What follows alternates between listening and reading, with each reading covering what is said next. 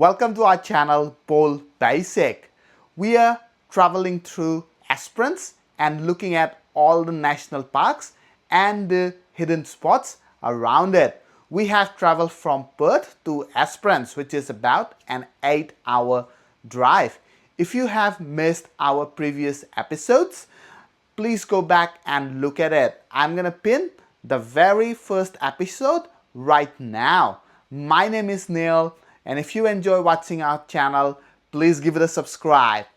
Let's start. We are finally rolling out of Bushman Caravan Park this morning and hitting the road after a nice, slow, lazy start.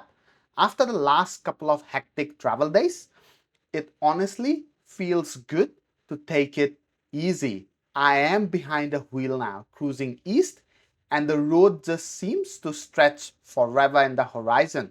Today, we are headed into Cape Arid National Park. First stop is Thomas River Beach, which is about 120 kilometers from where we are starting, roughly a 1.5-hour drive through the wide open WA outback and scenic gravel backroads before we hit the coast. There is something about the endless rolling scenes and quiet of this drive that's already part of the adventure. No strict schedule, no rush. Just going with the flow and seeing where the day takes us out here in the wild. As we get closer now, the road turns into this bright white gravel. And that's when it really starts to feel like we are entering Cape Arid. Just a quick heads up, if you are planning a visit, a park pass is required to get into the national park. So make sure you have got that sorted before you arrive. Cape Arid is one of Western Australia's most remote coastal parks, stretching along untouched beaches, rugged headlands, and wide open plains. It's home to native wildlife, wildflowers in season, and some of the most isolated beaches you will find down south. Driving through here already feels untouched, and we haven't even reached the coast. This wide gravel road, it's just the beginning, and see where it takes us. We are just pulled into the parking area at Thomas River Beach. And it's just a well set up little spot. There's a shaded picnic table here and a barbecue. It's the perfect place to slow things right down for a bit. We took a short bushwalk from the car park towards the river mouth. Nothing too long or difficult, just enough to stretch the legs and take it all in. The river is calm, barely moving, just gentle ripples from the winds across the surface, and the whole place feels incredibly peaceful. What really makes this spot special though is right here. This strip of sand that separates the river mouth from the ocean. On one side, you have got the quiet, slow-moving river, and just beyond it, the open sea rolling in. It's such a simple thing, but it's also the main attraction and what makes the Thomas River so unique. After soaking that in, we started walking towards the beach itself.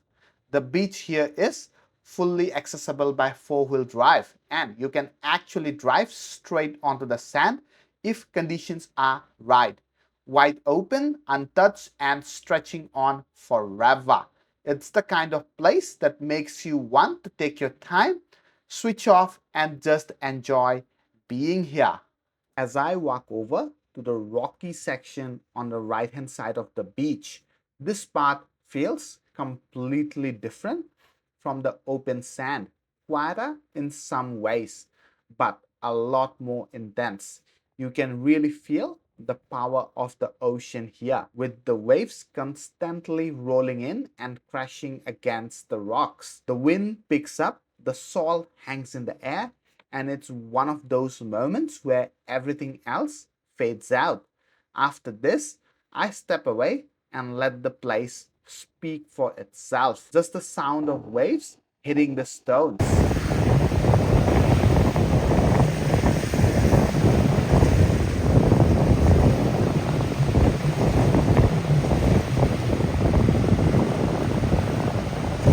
the sound of the waves settles in, the colors of the sea really starts to stand out.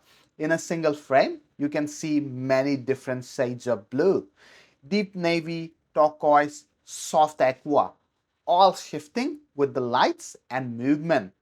This side of the Thomas River beach isn't your typical sandy stretch. It's mostly rocky and it feels endless, like you could walk for miles without seeing another soul. The further you go, the more this place reveals itself. Small details, hidden corners, unexpected views, little treasures tucked away along the coastline.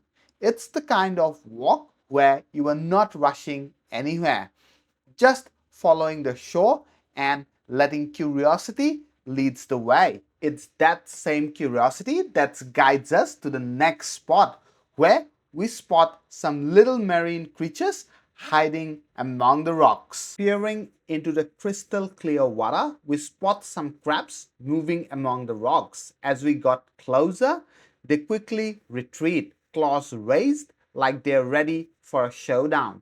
It's amazing how much life hides just beneath the surface here. As we keep exploring, the crystal clear water reveals even more life beneath the surface. We spot some fish swimming around, a few medium sized, some tiny little ones darting between the rocks. There's so much going on down there, and scattered everywhere are shells of all shapes and sizes.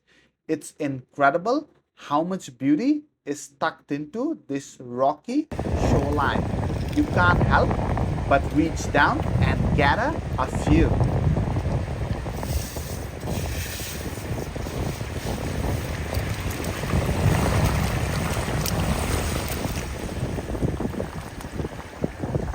After spending time exploring the rocks and collecting shells, we are back on the road, heading toward Tagon Bay Beach.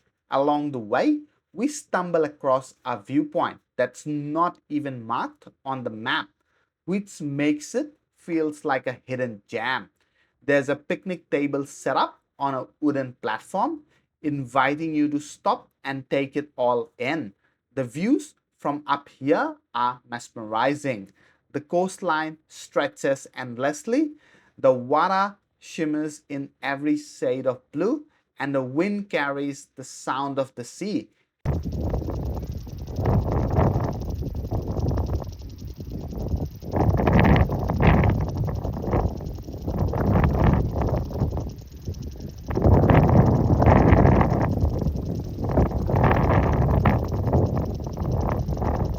From the viewpoint, we head down to Tagon Bay Beach. We stick to the rocky section accessible via the walking trail, and it feels completely untouched. We don't see a single soul. The rocks, the clear water, and the gentle waves make it feel raw and peaceful.